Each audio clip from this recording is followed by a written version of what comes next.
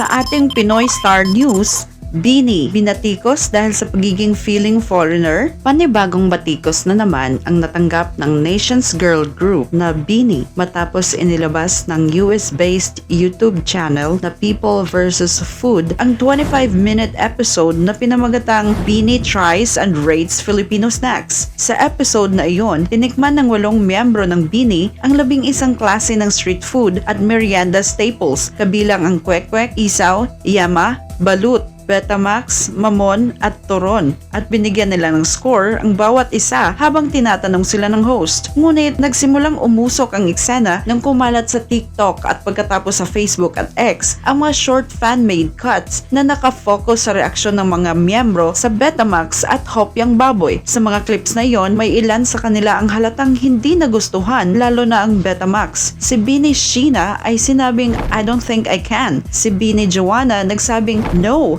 Si Bini Colette naman nagsabing, "I haven't tried this." At si Bini Gwen ay nagsabing, "This is not my thing." Sa kanilang tila nandidiring mga reaksyon ay maraming netizens ang nagsasabing maarte na daw sila, feeling foreigner at iba pang batikos. Lumala pa ang backlash dahil inedit ang clips nang wala sa konteksto. Dumami agad ang mga negatibong komento na inakusahan ang Bini na nilalait ang pagkaing pangmasa at nakalimot sa pinanggalingan. Bakit nga ba agad na sumabog ang pambabatikos na ito sa Bini? Ang dahilan niyan marahil ay ang piling pag-edit o tinatawag na rage bait, na kung saan nagiging viral ang mga edits na pinakita lang ang negatibong reaksyon. Sa mga kumakalat na video, tinanggal ang maraming parte kung saan tuwang-tuwa sila, katulad na lamang ng kwek-kwek na binigyan nila ng rating na 10 out of 10. May ibang nakapansin na ang mga inihaing street food sa kanila, tulad na lamang ng Betamax at isaw, ay mukhang hilaw, sobrang laki, kaya hindi appealing sa unang tikim. At may iba din na kinumpara ang totoong Betamax at isaw na gawang Pinoy doon sa inihain sa kanila. Kaya naman, natural lamang daw na nag-iba ang reaksyon ng Bini nang ihain sa kanila ang mga ito. Isa rin sa mga binatikos ay ang pag-i-ingles nila sa video kung saan feeling K-pop daw sila.